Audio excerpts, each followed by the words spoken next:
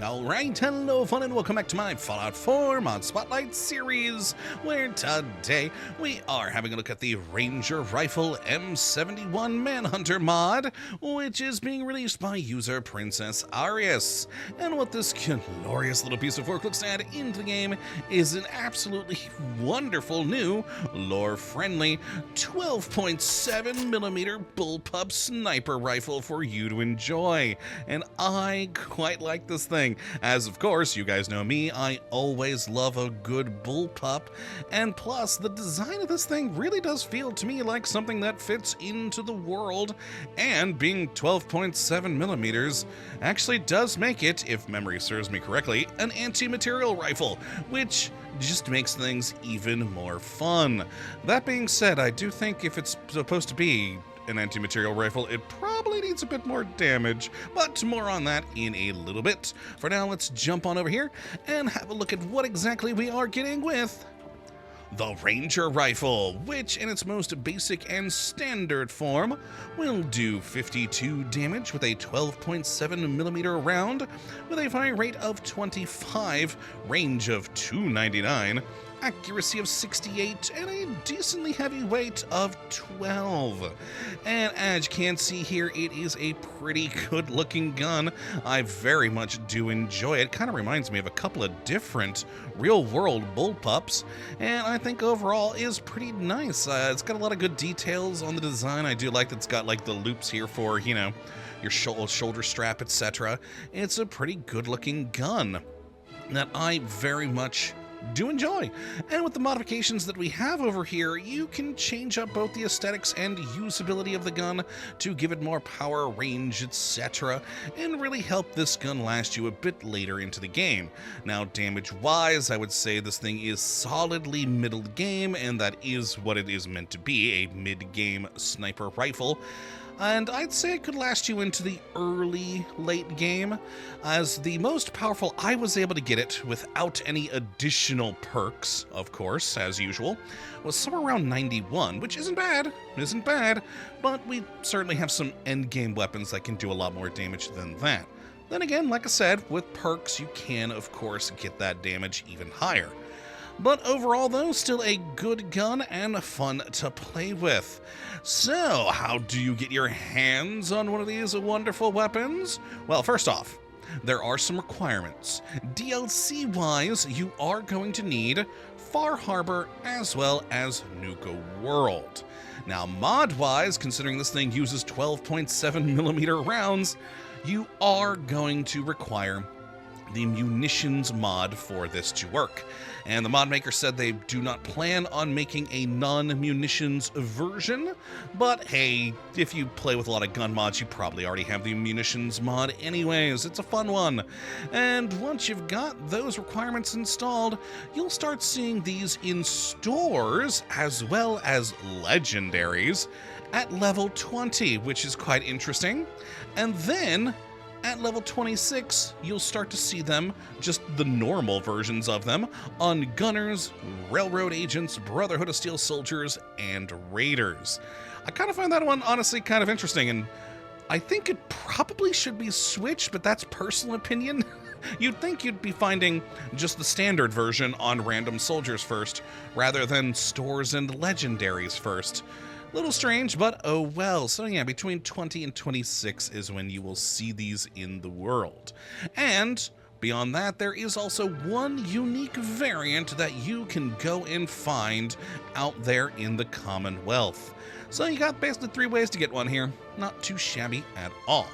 Now let's go take a look at what modifications we do have available. It's not the largest listing of things ever, but a pretty good sized list of stuff to really, like I said, help this thing last you, I'd say, into the late game. In the receiver category, we've got the pretty typical stuff from standard to calibrated on up to the advanced receiver, which is where you're going to get that 91 damage from that I was talking about earlier. So not too bad at all.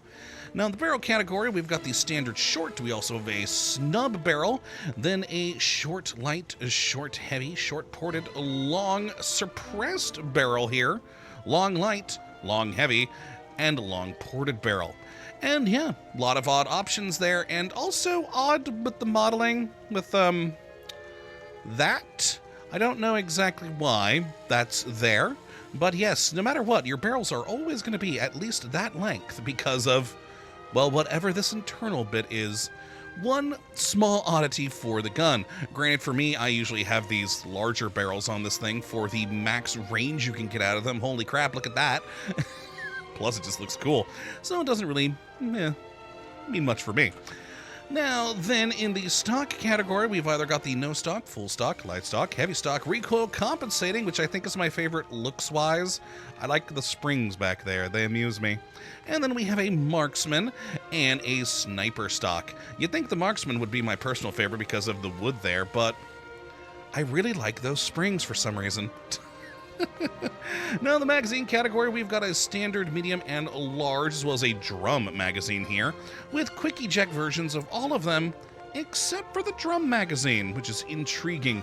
Though, honestly, I don't understand why there is a drum magazine, considering there's no automatic version of this weapon. But hey, you do you. And then in the science category, we got a standard, glow, red dot, reflex, laser sight, a short, medium, and a long scope, and then short, medium, night vision, long night vision, recon, and thermal scope. Next, the muscles, we've got either nothing, a muzzle brake, and look at how giant that thing is, a compensator, and a suppressor. And then finally, in the bipod category, we either have nothing, a bipod that's folded up, and a bipod that's deployed, and will of course require one rank in sniper for that one to be able to be built there. Not too bad at all. And yeah, that is our modifications we have available for the Ranger rifle. Like I said, not the biggest list ever, but a good enough list to really be, I'd say, useful for most players and get you the sort of feel that you're looking for with the gun. Granted, just considering the stats on the gun, it's never going to be anything too crazy or wacky, especially with no automatic receiver on it. It's basically always going to be something akin to either a marksman rifle or a sniper rifle. And that's basically what I did with my two modified versions that I have. I've got our sniper rifle version here with the nice scope on it, silencer, etc., and of course the deployed bipod, and then I've got more of a marksman rifle sort of build here with a bit, more compact of a design, just using the red dot sight up there.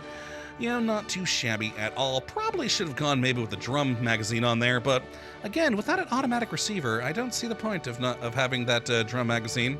But yes, let's take some shots first and foremost with our standard version here. And reload. I keep forgetting to reload before starting these episodes. Jeez. And alright, there we are.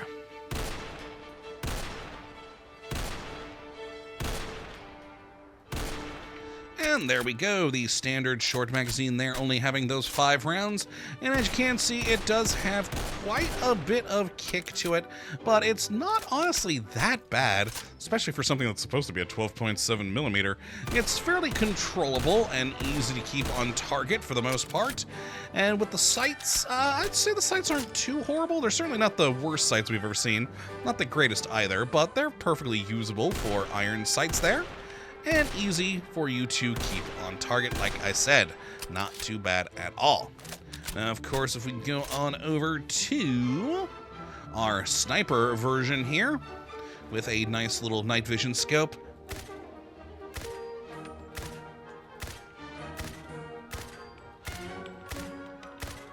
And there you are. Once again, you can see how well we were able to keep this thing on target. Because even though it's supposed to have a lot, I think it's probably supposed to have a lot more kick, but with the slower fire rate, it's easy to keep the thing on target. It pretty much recenters itself after every shot, so you really don't have that much of a problem. And with that long barrel on there for that extreme range, and of course silencer, I'd say a perfectly suitable sniping weapon for the mid-game, especially if you do add in some other perks, like Rifleman, I believe, should up the damage on this thing. You'll get a few more points out of that. And of course, we got our Marksman version here, also doing that 91 damage.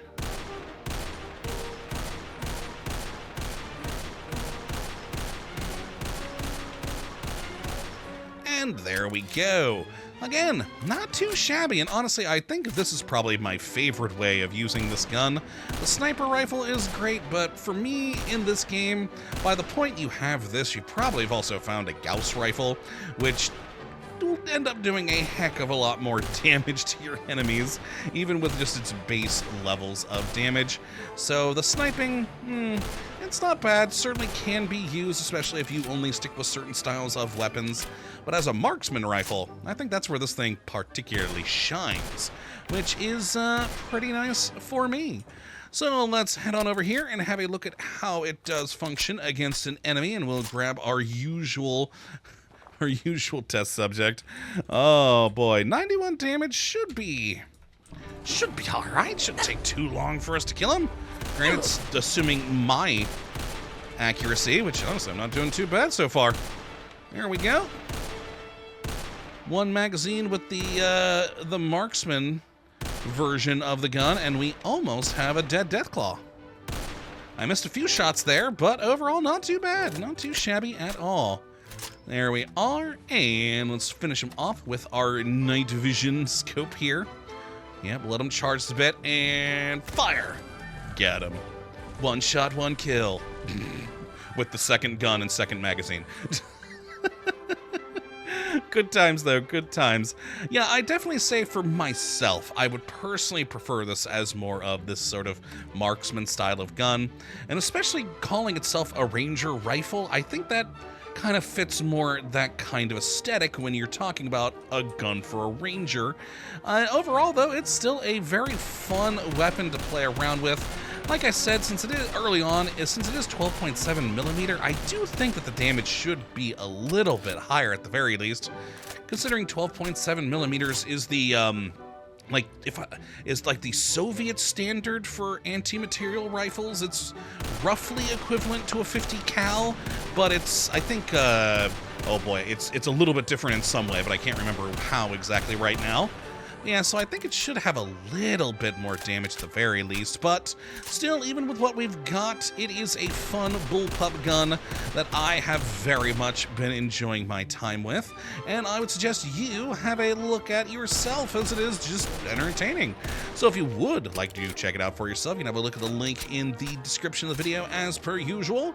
That, my friends, is going to be it for this one today. Hopefully you all have enjoyed, and you do come back for whatever version or whatever mod we are looking at next. But until that time, thank you for watching. As always, we'll have a good one.